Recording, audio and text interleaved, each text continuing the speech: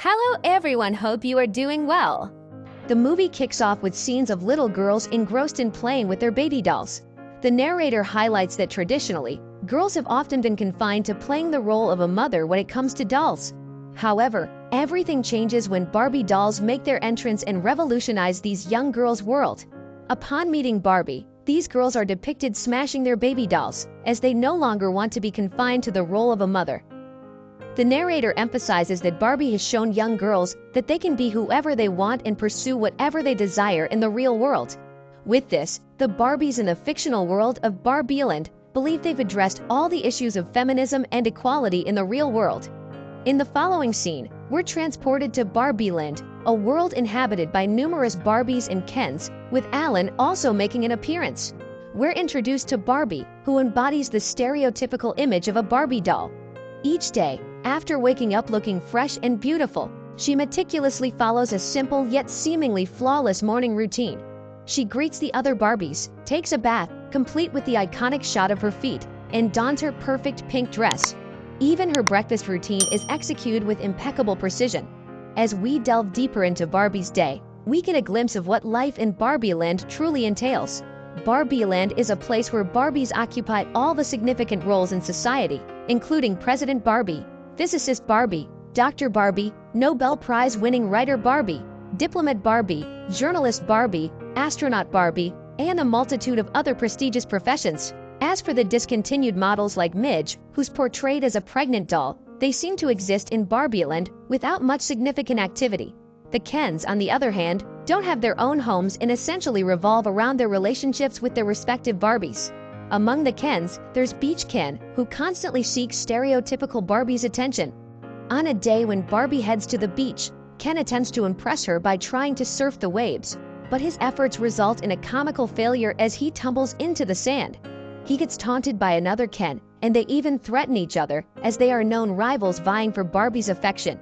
However, Barbie intervenes to prevent a fight, displaying her lack of significant interest in their rivalry. Later on, all the dolls in Barbieland come together for a dance party to celebrate their seemingly perfect lives. However, the festivities take an unexpected turn when stereotypical Barbie suddenly poses a thought-provoking question, asking, "Have you guys ever thought about dying?" This remark leaves everyone at the party shocked and bewildered. Stereotypical Barbie herself is taken aback by her own words and tries to brush it off as a joke in an attempt to restore the cheerful atmosphere. Everyone else at the party eventually gets back into the spirit, but Barbie is struggling to shake off the negative thoughts. The next morning, when Barbie follows her typically flawless morning routine, she's shocked to find it's become a chaotic mess. To make matters worse, she discovers she has bad breath and cellulite, but the most distressing of all is the fact that she now has flat feet, which is considered a bad sign in Barbieland. Desperate for a solution, Barbie confides in the other Barbies, who advise her to seek out Weird Barbie. Despite some hesitation, Barbie decides to go see Weird Barbie. In Weird Barbie's presence, she encounters another Barbie who stands out from the rest. This Barbie has an unconventional appearance, with an unattractive haircut and her face drawn on in an unusual way. To top it off, she performs splits and possesses an eccentric personality. It's during this meeting with Weird Barbie that stereotypical Barbie reveals that she too now has flat feet and is grappling with thoughts of mortality. Even the eccentric Weird Barbie appears surprised by stereotypical Barbie's revelation, which is saying something given her unique experiences. Weird Barbie proceeds to explain that a portal has been opened and something concerning the girl playing with her doll is amiss in the real world. This startling news means that Barbie must venture out to discover what's wrong and rectify her own condition. Barbie is left pondering what could be wrong with the girl who plays with her, as they all believe that the existence of Barbies has brought order to the lives of the girls in the real world. While she's reluctant to leave, the prospect of living with cellulite forever is a frightening one, compelling her to agree to embark on a journey to the real world to set things right. Weird Barbie imparts the knowledge of how to access the real world, and after receiving a farewell from the other Barbies and Kens, Barbie departs from Barbieland to tackle the unknown. As Barbie embarks on her journey to the real world, she's surprised to discover Ken hiding in her convertible, hoping to accompany her. Realizing they are already a significant distance away, Barbie agrees to let Ken come along, and this brings immense joy to Ken as he gets to be with her. After an eventful journey, they finally arrive in the real world, gliding in on roller skates. They land in Venice Beach, where their matching and vibrant outfits catch the attention of everyone around. However, Barbie starts to feel uncomfortable due to all the stairs, prompting her to head towards a nearby construction site with the hope of finding women workers. To her disappointment, she discovers only men at the site. Trouble ensues when someone inappropriately touches Barbie, leading her to retaliate by punching the individual in the face. Subsequently, Barbie finds herself in jail. Upon her release, she sets out to locate her owner. In her quest to concentrate and recall her connection with her owner, she sends Ken off for a walk as his clinginess is distracting. Upset by this, Ken takes a walk and begins to explore the real world. He becomes intrigued by the realization that it's primarily men who seem to be in charge of things in this world. Ken's experience in the patriarchal system leaves a strong impression on him, and he starts to realize the challenges associated with it. Meanwhile, Barbie's concentration pays off as she begins to have vivid visions of her owner, a little girl named Sasha, and her mother happily playing with Barbie dolls. However, as time progresses, Sasha grows up and becomes increasingly unhappy, which moves Barbie to tears for the first time. She also notices an old woman sitting beside her, and despite her earlier concerns about cellulite, Barbie finds the woman beautiful. She compliments the old woman's beauty, and the woman responds by acknowledging it, which brings joy to Barbie. Barbie and Ken eventually reunite and head to the school where Sasha is a student. At the same time, Mattel received a report on Barbie and Ken, sparking alarm within the company's board. The CEO orders their immediate recapture before they can potentially cause irreversible damage in the real world. Gloria, a Mattel employee, and Sasha's mother, who is a devoted Barbie fan, overhears this conversation. As Mattel employees set out to track down Barbie and Ken, the two dolls arrive at Sasha's school. Barbie and Ken go their separate ways, with Ken heading to the library and Barbie meeting Sasha. Barbie believes that Barbies have a positive influence in the real world, so she expects Sasha and her friends to be happy to see her. However, to her surprise, Sasha criticizes Barbies for promoting unrealistic beauty standards and consumerism, even going so far as to call her a fascist. Barbie is deeply hurt by this and leaves the scene in tears. On the other hand, Ken is learning more about the concept of patriarchy and, interestingly, sees it in a positive light since he has often felt overlooked in his own life. While Barbie has a tough day, Ken decides to return to Barbie Land with the intention of introducing the concept of patriarchy there. Barbie, escorted by Mattel employees, arrives at the Mattel headquarters and is greeted by the board of employees. At the Mattel headquarters, the CEO attempts to persuade Barbie to return to a life-size Barbie doll box to rectify the situation. After briefly considering the proposal, Barbie changes her mind and decides to plan her escape. While doing so, she unexpectedly comes across a room where an elderly woman is having tea. The woman remarks that Barbie looks different, which makes Barbie feel insecure. Barbie explains that she doesn't typically look like this, but the old woman reassures her, stating that she looks just right. When Barbie inquires about the woman's identity, she receives guidance on how to escape the building instead. Before Barbie departs, the old woman introduces herself as Ruth. Barbie's escape is followed by a dramatic chase with the Mattel employees. However, she is ultimately rescued by Gloria, who has just picked up Sasha from school.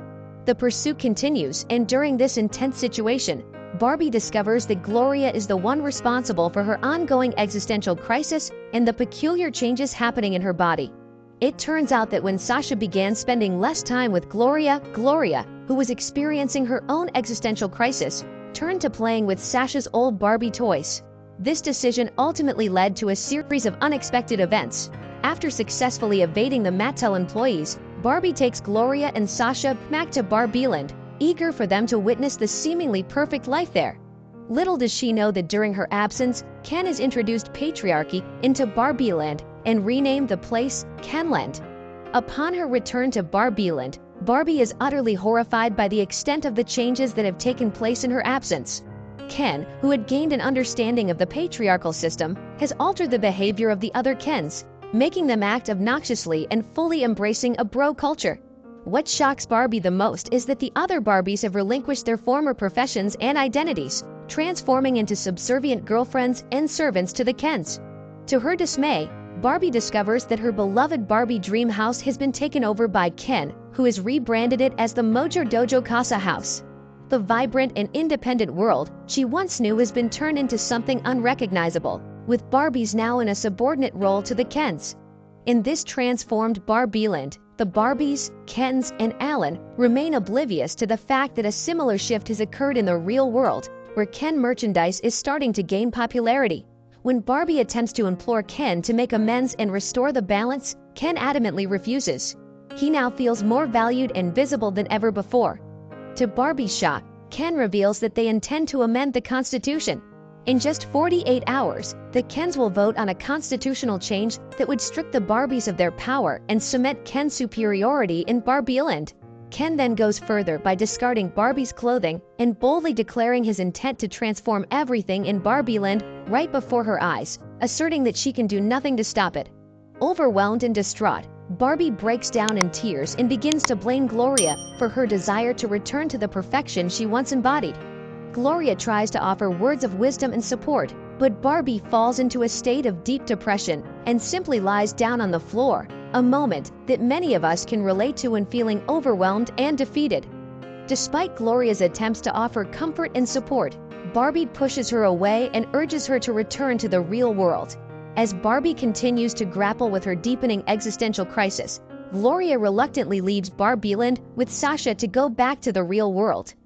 Unbeknownst to them, Mattel's CDO and employees are en route to Barbieland, concerned that these changes are affecting their business. At this critical moment, a commercial for depressed Barbie suddenly appears on the screen. Following this, Weird Barbie and the other discontinued dolls arrive to collect Barbie and transport her to Weird Barbie's dream house. On their way out of Barbieland, Gloria and Sasha are taken by surprise when they discover that Alan has secretly stowed away with them. Alan confesses that he's grown tired of the Ken's dominance and wants to join Sasha and Gloria in the real world. He explains that he needs to leave before a group of Kens completes the construction of a wall meant to block anyone from entering or exiting Barbieland. When the Kens become aware of their presence, Alan initiates a one-man fight against them, desperate to break free. However, Sasha decides they should return to Barbieland and assist Barbie. Gloria is initially hesitant, especially given that Barbie blames her for the current situation. However, Sasha provides the encouragement they need, emphasizing that they can work together to make everything better. Determined, and with a newfound sense of purpose, they make their way back to Barbieland. In Weird Barbie's dream house, the discontinued dolls are diligently attempting to deprogram the brainwashed Barbies, but their efforts have been in vain. Weird Barbie ponders why the brainwashing didn't work on stereotypical Barbie, and Barbie explains disdainfully that her exposure to the real world must have made her immune to it. Just then, Gloria, Sasha, and Alan arrive and are introduced to the other discontinued dolls. Upon seeing Barbie's dejected state, Gloria attempts to provide comfort, but Barbie remains inconsolable. Stripped of her perfection and her beloved Barbie land, she feels utterly worthless. When Gloria hears this, she delivers a heartfelt speech about the contradictory standards that women are confronted with in the real world. To everyone's astonishment, Gloria's speech manages to snap the brainwashed Barbie out of her despondency, causing her to remember her true self. With this breakthrough, Barbie regains her self-confidence, and they collectively devise a plan to thwart the Kens and sabotage their efforts to change the Constitution. They hatch a clever plan in which the deprogrammed Barbies will pretend to appease the Kens, while the others will discreetly take the brainwashed Barbies under the care of Gloria to help them snap out of their funk. Once all the Barbies have been successfully deprogrammed, they orchestrate a scheme to get the Kens to engage in a dance-off. As the Kens become engrossed in their fight, a dance-off, and Ken delivers a soulful ballad titled "I'm Just Ken," the Barbies seize the opportunity to sneak behind their backs and restore the Constitution to its original form. Upon their return to the house, the Kens eventually realize what the Barbies have accomplished. Ashamed of their actions, Ken retreats into the house and breaks down in tears, with Barbie offering him comfort. Through his tears, Ken confesses that he feels he is defined by his relationship with Barbie because he's seen as Barbie and Ken rather than simply Ken. Ken explains to Barbie that he was created that way and he exists only for Barbie. Barbie apologizes for making him feel that way, but she also tells him that he needs to figure out who he is without her because she doesn't want to be known as just his girlfriend in Barbieland either. The Kens realize that they just have to be Ken, and that's enough. Everyone thinks peace has been restored until the CEO of Mattel and his underlings come in and suggest that everything be restored to the way it should be. President Barbie speaks up. After experiencing what it's like to be oppressed and set aside, she claims that no other doll should feel like they are living in the Barbie shadow.